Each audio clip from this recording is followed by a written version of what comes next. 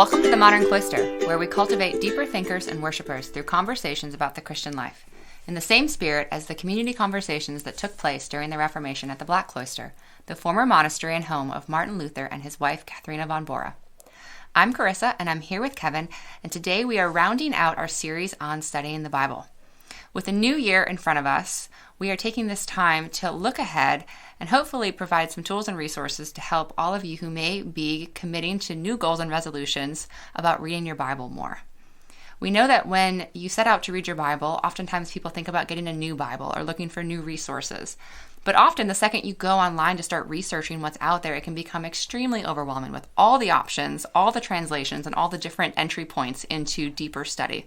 And so our hope is that through this series, and covering things like translations and study Bibles, and today commentaries, will help bring a little bit of clarity and simplicity to something that is often a mystery and a bit overwhelming. So today we're going to be talking specifically about commentaries. And if you've joined us for the past 2 episodes, you've already walked through translations and study Bibles with us and have an idea for that foundational resource. From there, we're going to talk a little bit about commentaries because they really are that final step, in a sense, of study of the Bible along the way. And so before we begin, a lot of people may have the question, what really is a commentary? And in particular, how is it different from, for example, a study Bible? So Kevin, talk to us a little bit about what commentaries are. Yeah, it's basically the study Bible notes, but expanded. Yep. So nice and simple. So when exactly did they begin? What is the history of commentaries and how have they kind of evolved? Yeah, commentaries pretty much exist for all religious texts. You can find them for Hindu text, pretty much everyone around the world, definitely predating Christ. For instance, the Babylonian and the Jerusalem Talmud, which is not necessarily commentary in the way we think of it in the modern sense. They kind of expound on the expounding on things is where the commentary, but they also bring in some theological things and some other topics. So they took the Torah and then they wrote the Talmud out of that, and you would kind of read those together. Mm-hmm. And that was kind of the basis, certainly for early Christian writers, because they would have been familiar, at least to some level, with that. And they actually predate study Bibles. If you listen to our last episode about study Bibles, those really came with the printing press. But commentaries would be kind of a separate scroll. So you'd have a scroll for maybe, the Psalms, which are actually probably a couple scrolls. Mm-hmm. And then you'd have a scroll of commentaries on it, and you'd read them side by side. And they'd be at monasteries. The earliest church fathers wrote commentaries. I think going back to Irenaeus in the 3rd century, 2nd century, he wrote multiple commentaries. But because they would also write essentially sermons and sermon notes, and they would publish those, and then they would expound on those, and those kind of became what we would consider commentaries. So of course, once we had the printing press, writing full-on commentaries on every book of the Bible, expounding volume after volume after volume, just exploded in the Reformation. So Luther wrote commentary, I believe, on every book of the Bible. Knox wrote, I think, a singular or maybe 2-volume. Calvin hit every book of the Bible. A lot of people know John Calvin for his systematic theology, the Institutes of Christian Religion, but that was actually his attempt to make his commentary shorter because they were becoming so massive. He wanted to pull the theology out and put them sideways to reference them. So they just really became massive after the Reformation. And I think last week we mentioned the Scofield Bible as being a very popular study Bible, and those kind of commentary notes certainly expanded in the 1800s. And once that Bible became popular, I think that became the gateway for other people and the gateway drug into commentaries. But they are old. I think probably a famous one, especially for our Reformed-ish audience, would be Matthew Henry's commentary. I think it was a 5-volume work on the whole Bible. So pretty popular, especially at the printing press. And then, of course, in the last 50, 70 years, just exploded in popular culture. Every church has them. Most pastors have multiple ones on their shelves. Sunday school teachers have them. People who want to teach the Bible, people who want to know the Bible, and there's just a ton of them, and that's one of the reasons we want to do this one today. Yeah, it's really important, and commentaries are actually something that I've gotten into only in the past couple of years. It wasn't part of my study in a personal sense until the recent years, and I found so much value in being able to look to them for a lot of understanding. And so a typical question, and probably one that I would have had years ago before really understanding it, was what do they really do? And at a really simplistic level, they explain the faith. They explain the text that you're reading, and they help expand understanding in different ways, depending on the commentary, of course. But another particularly neat thing about them is that they really bring a lot of insight and views into difficult parts of the Bible in particular, and a lot of areas of theological disagreement over the years. And so this can be a place where if you are reading a text and you are uncertain of what you may think on a certain side of things, you can read multiple commentaries and read the insights of people who have gone before us and who have studied this and who, you know, have served as preachers and bishops and monks and scholars throughout the years, who have really dedicated their lives to knowing these types of things and be able to read those, take those in, and interpret those. So that's a really big part of what they do. Yeah, and a good commentary, to your point about explaining the difficult parts, controversial parts where there's multiple interpretation. A good commentary is going to explain both of those or multiple points of view, and they're also going to reach back throughout church history and go to other pastors and scholars and people. So you can imagine, especially historically, imagine you were a pastor or preacher in the frontier 200 years ago. You could get your hands on the Matthew Henry one I mentioned, and he's going to reference Calvin. He's going to reference early church fathers. So you have how we viewed this throughout history. What's the orthodox consensus, so that you're kind of in the faith of our community, which I think is one of the good things you wanted to talk about one of the values. It is, yeah. It really leads into the next thing that we were thinking through, is really the value that they bring.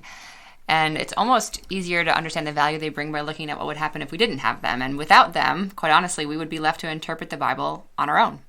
We'd be left up to our own feelings and impressions as we sat with different books of the Bible, and in particular, ones that are challenging would leave us dumbfounded, quite honestly, and we would have no idea what to do with it. And so these really bring us collective wisdom and research and scholarship and insights from all those who came before us, as Kevin was talking about. And there's one example we talked about of what happens without it. You want to share a little bit about that? Yeah, kind of an extreme example, but a good one. Sure, and we're not saying, I guess we should caveat, because we like to do that.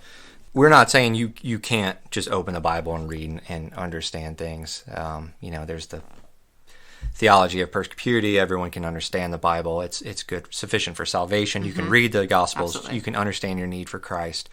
But go read Job. Okay, let's just be honest. Revelation is difficult. The book of Revelation. I'm not talking about individual revelation. They're just hard. And so if you just sit around and just say, hey, it's me and the Bible, not looking back through church history, not looking at that community, reading in community that we talk about all the time on this pod, and you would just sit around, and the only thing you could have to say if you don't understand something is just maybe how you feel, or your thoughts, or your guesses. And that's essentially how we got Jehovah's Witnesses. They all sat around together, wanted to see what the Bible felt to them, and they rediscovered the Marcion heresy of denying the Trinity. And so that's what happens when you don't stick with that kind of confessional creedal looking back through history. And most commentaries are going to be published. Some are published by denominations. I have a few. Maybe we'll talk about those later. They're published by the Southern Baptist Convention. So they're going to be kind of creedal. I know Baptists don't have a creed, but it's going to be in that sense. It's going to follow that specific line. Other publishers are going to require a certain level of orthodoxy. You're not going to find a good scholarly evangelical commentary that denies the Trinity. It's some of these trickier issues that's going to help you have the deeper understanding. Sure, if you want to narrow it down, we have the Gospels. We know Christ existed. We know we need Christ. But if you want to expand upon that, it can become difficult. And these are really things to help deepen your study, especially in the controversial and just the confusing parts. And you have this benefit of scholars who spend their whole life studying other scholars just to help you understand Colossians. Absolutely. Yes. And so that is a great entry point into all the different types of commentaries and how you might be tempted to try one out if you haven't before, or to look at additional ones if you have stepped into the waters of commentary. So, high-level overview of commentaries. There are lots of them. And as Kevin's probably going to talk about quickly, because he has more experience in this area than I do, having been in commentaries for much longer, there are a range in size and type. So you want to talk a little bit about all of that? Sure. So at kind of the most basic level, you can find, and I think we have some recommendations later, but maybe I'll just jump into this one right now, a single Bible commentary. And what I mean by that is it's a single book that will have commentary on every book of the Bible. It's going to give you an intro, very much like a study Bible. So this is really the next step. Study Bible's that gateway drug into the commentaries. This is going to have the intro into the book, to whom it was written, why, who wrote it. Maybe a little apologetic, if some liberal scholars say that Paul didn't write it, they'll show you maybe why he did, or why we should believe it, why we should believe in the resurrection, those sort of things. Probably some historical notes. It's not going to be super detailed. It's going to be more detailed than your study Bible, but you're not going to go super, super deep, and we're not going to go verse by verse, but we're going to go maybe chapter by chapter. So a whole single volume commentary will not have the words of the Bible in there. And the one I'm looking at here is roughly the size of a large study Bible like the ESV study Bible. It's going to be around 3,000 pages. On the far other end of the spectrum, I have a book that's even bigger than that, and it's just on Romans. Mm-hmm. So there's a huge range. You can have single volume, multi-volume, and then really once you start getting into that teaching level, you want to look at a single volume, a single book that's going to be on a single book of the Bible. Mm-hmm. Absolutely. And there's also a range in the audience and the purpose of them within that too. And that kind of has the same spectrum that you talked about, from being more on the devotional side of commentaries mm-hmm. that are written oftentimes by pastors to help people understand and apply the Bible, whether for themselves or if they're teaching a Sunday school class or teaching a Bible study. They have more of a life application. What does this text mean for me now that I know more about it? All the way up to the high academic side. Ones that I know you always joke, like if you can't read untransliterated Greek, they're not for you, because they're just like that high academic seminary level as well. Yeah, there's some definite scholar. And the reason I point out the size, I think if you go to a Christian bookstore, I don't even know if they have commentaries, but if you're looking on Amazon and you're looking at the page numbers, if you want one on Romans, if you see one that's 200 pages versus one that is over 3,000 pages, the difference is going to be in that 200 page, you're going to get some good information. They're going to tell you why some of the theological topics matter. And a lot of those, to Chris's point, are going to have maybe a devotional aspect or maybe a pastoral. Like, mm-hmm. why does this matter? Like, mm-hmm. When we're talking in Romans 8, like, what does that mean for me when all things are work for good? So not in a selfish way, but how do you apply that to your life? Yeah. All the way up to all the scholarly arguments about the way you spell a certain word in Greek, which is not for everyone. Absolutely. Well, and you bought one not too long ago that you may not have had you known a little bit more. The one on Revelation that we talked about. Yeah, we'll get into this a little more in the recommendations later, I guess. But if you go to a top 10 list, I think R.C. Sproul, his Ligonier, has some recommendation. Desiring God with Piper has one. There's actually a website called bestcommentaries.com. And then I'm drawing a blank on this other guy. I think he's in Canada. He's got a pretty good list. These are all, evangelical guys with teams and ministries that try to help you. Some of them will put multiple books. Some of them will put at least one book per book. So one commentary per, say, James. The problem with that is they range wildly. Some will be this kind of devotional aspect, a life application. Well, none of them will list a life application study Bible. Those are good, or study Bible commentary. Those are good. They're not going to be on these. But again, the difference between what they list can be a 200-page book that has no Greek versus a 1,300-page book where you have to read Greek. So this Revelation one I have, and I bought this before I knew that. Everyone agreed that the New International Greek Commentary on Revelation is the best single-volume commentary on Revelation. I do not know enough Greek to really even read it. Yeah. And half of the pages on each page are footnotes to other scholarly works, and it's not helpful. Yeah. Well, and I think that's part of what inspires a conversation like this and why we think this podcast is hopefully helpful, because you bought it and you were like, well, this doesn't help me right now at all. Yet. And so if we can avoid, yet, I know that's on your list of things to do.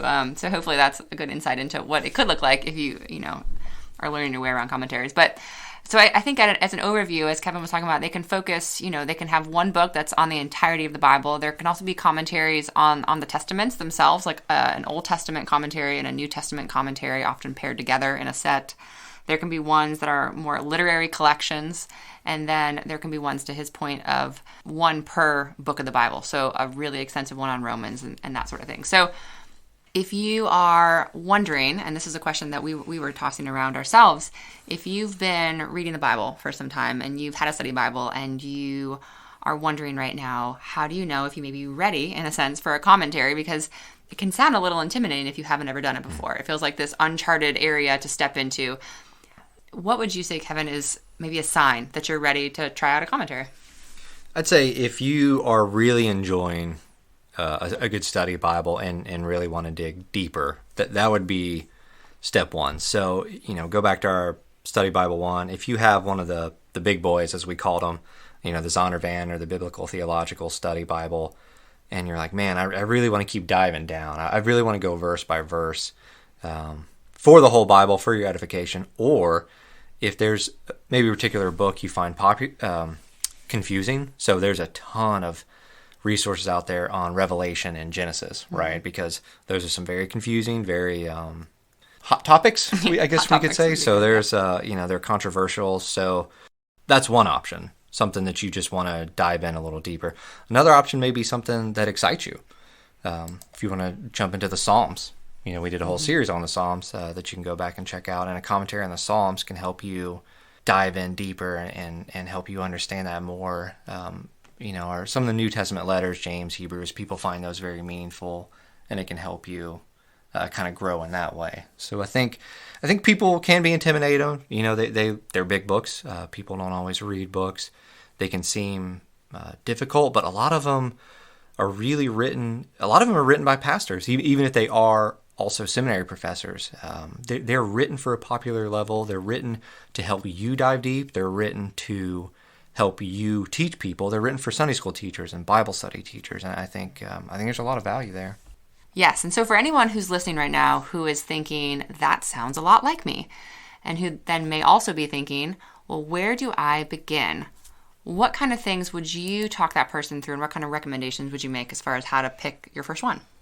I'd recommend starting with a single volume commentary. Like I just mentioned, that's going to make sure that it's something you want to get into. It's going to be enough insight to help you on an individual Bible study, or even if you're teaching or working with another group.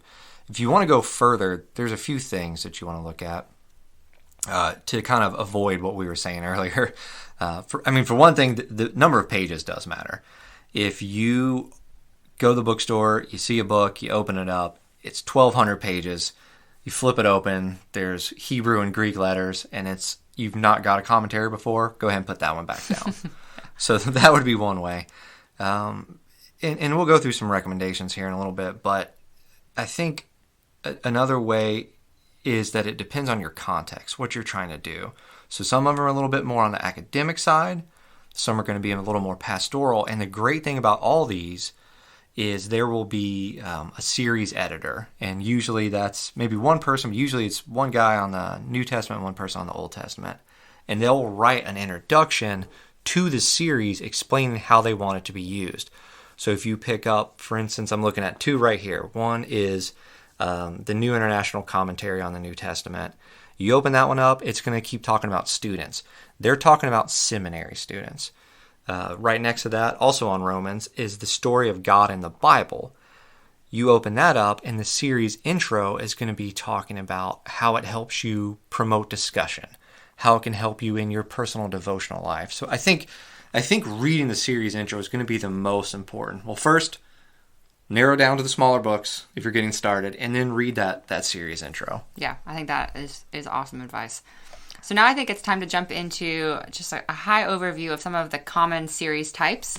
You have a couple that you recommend. I know you talked about starting with a single volume at the beginning. And so we're going to, in a sense, talk about these from how you could potentially start with one and then some stepping points along the way as you were to grow in your usage of them. So the first one, and one that you have that is really one that you started with as well, is the New Bible Commentary, which you said was really perfect for beginners in that sense. So you want to talk a little bit about that one real quick? Yeah, it is. It's written at the level of commentary notes, because it's a commentary. It's also written at the level of Bible study notes. So if you have a study Bible, this is not going to be intimidating. It's mostly written by pastors who are also scholars, and so you kind of have that guidance for study.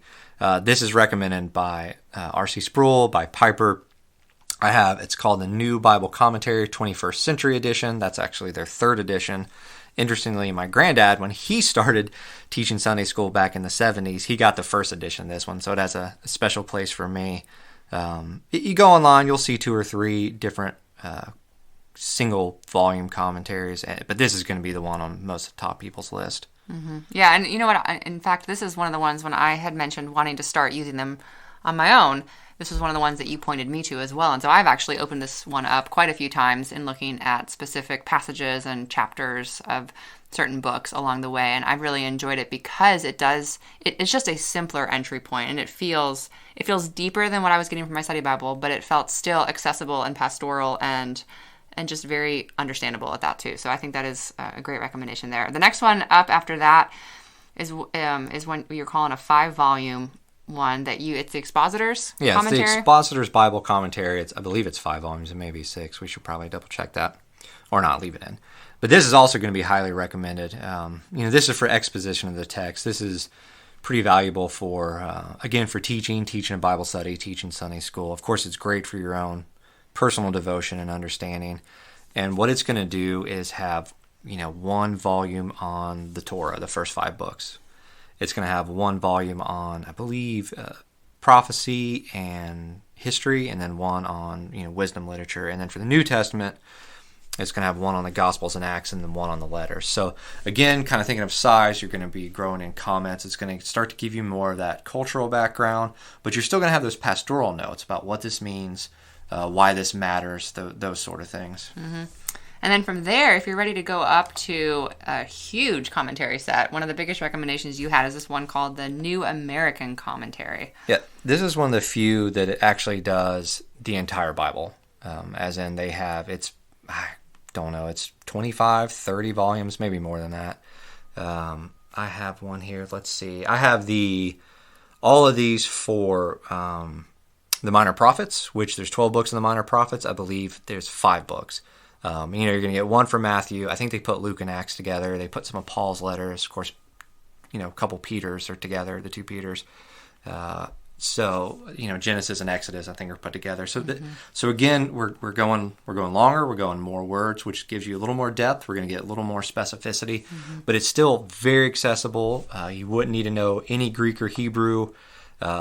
Really, anyone who is ready could just jump. I wouldn't necessarily recommend it, but these are accessible enough that if you are like, man, I think I'm going to love commentaries, I'm going to jump in, you could skip up to these.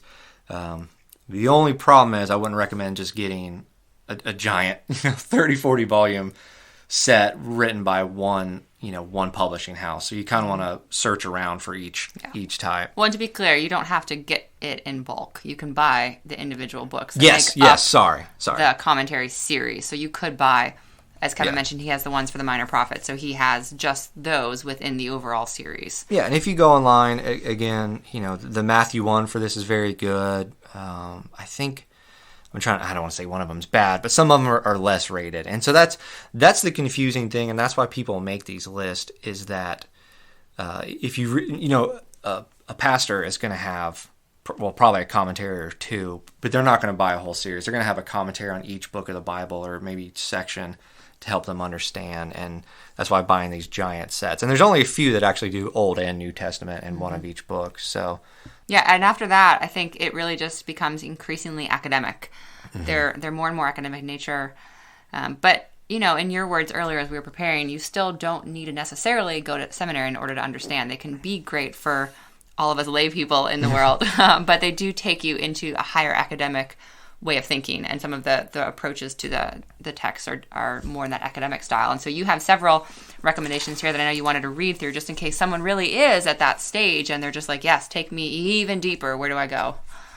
Yeah, and then, sorry, it's not on the notes. I know that drives you nuts. But before they're going back to kind of that next level before this, another good option that covers everything and is still very pastoral will be the Tyndale commentaries. They do Old and New Testament. They're a little bit shorter and very accessible. My favorite commentary, I like the way they do everything on this, is probably the Pillar series. And that's only on the New Testament.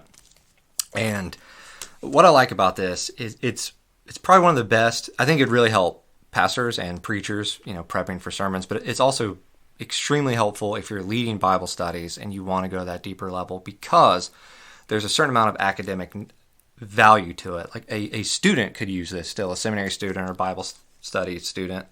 I'm looking at James here. It's 250 pages, but probably the first 50 or 60 are going to be about James, about the Jewish diaspora that he's writing to, the purpose for writing the book. You're going to get a lot of socioeconomic background, not necessarily for James, but maybe something like Colossians. You'll get things about the city. The Ephesians one talks about the temples that are in there and the religiosity of the people there, and so kind of what they're writing against. But this one also still has almost like prayers in it, and it also still talks about like the value of why this matters and why we can, delight in Christ, and why, because the next step is going to take you kind of away from that. And I'll give two quickly as we wrap this up. For Old Testament, and this is pretty much going to be just academic at this point. There's not going to be very much devotional. There's not going to be much pastoral. There's not going to be much personal life application. Mostly academic, but still fairly accessible if you feel you're ready to take that next level of study, that you're kind of familiar with commentaries and you've been studying for a while. The Word Bible Commentary for the Old Testament, I think they have some of the best on Genesis that you'll find. I think most, again, you go online, you'll find these to be one of the highest rated. Same with the Psalms. I really like their setup. This is one that's going to go verse by verse. There's going to be, the author's going to do their own translations. There'll be some footnotes here or there, but still very accessible. The next step above those, and this would be, you'd have to be a fairly serious scholar, would be something like the New International Commentary.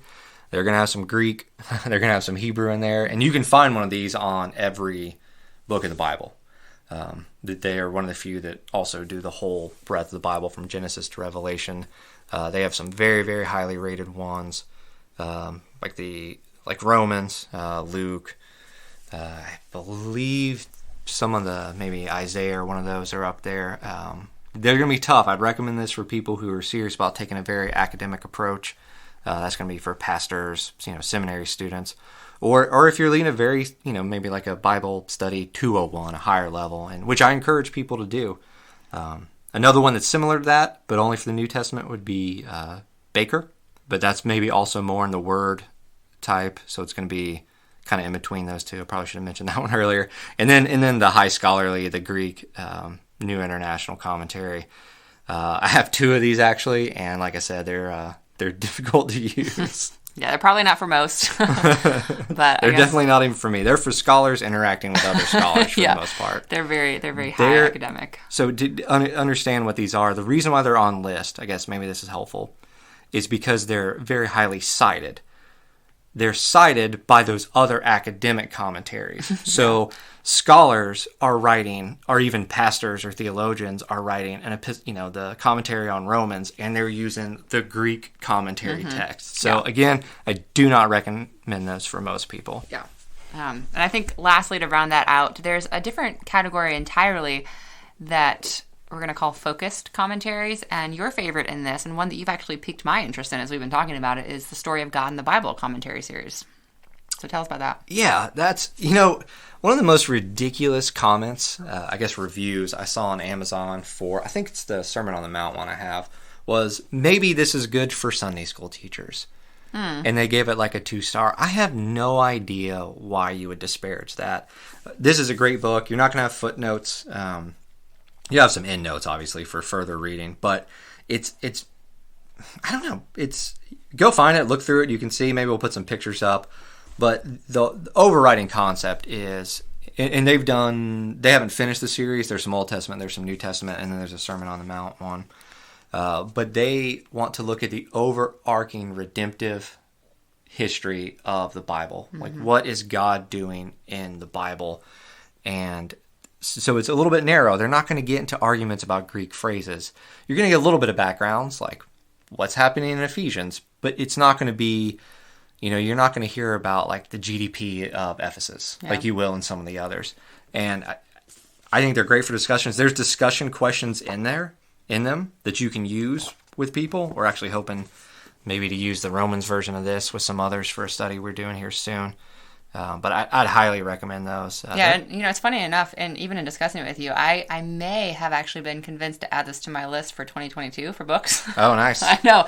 Haven't even mentioned that yet, but that one in particular, the Sermon on the Mount, because that's just such a great passage of Scripture that it kind of just piqued my interest that much that I may be making space for it. So stay tuned if that happens. Anything else in that category you want to talk about? Yeah, just briefly. I mean, again, you can get some archaeological type ones that are going to really go into background. You can get the socio-rhetorical. You can get into economic one. And there's some other backgrounds. I'm not as familiar with those. While they're focused, I'd say those are pretty scholarly and academic. I don't know if maybe they can help, but you get enough of that in a good commentary like Baker, Word, Pillar, that I don't know if I'd recommend those. I've not bought any. Gotcha. All right. Well, I think that's a good place to wrap it up. Again, our hope in this is really just to spur some thought and some excitement around diving into commentaries, especially if you haven't yet, because they are just full of knowledge and understanding and just lots of insights into things that really deepen your study. So that is our hope through this. As you always hear us say, we invite you to rate, review, and subscribe to our podcast. We have been so excited that you have listened to this series that has covered translations and study Bibles and commentaries. We would love to hear from you. We love listener feedback, and we'd love to know what kind of thoughts and questions this may have surfaced for you that you may be having about some of these areas or particular experiences you've had as you've dived into these studies yourself. So we invite you to send us an email at moderncloister@gmail.com or connect with us on social media, which you can find me at Carissa Turner on both Twitter and Instagram. And hopefully I'll have a post on commentaries up on MondayMorningTheologian.com. You can find me at JKevinTurner or the Kevin Turner, depending on whether it's Twitter or Instagram. Or whether I remember my login. You can mainly find Carissa and ask her, and I'll get you some recommendations if you have more questions about commentaries. You can always find us at moderncloister.com, and you can go back and listen to any of our episodes from last year if you're new to the podcast as well, and find us on all the major podcast players also. So see you next time. Thanks for joining us.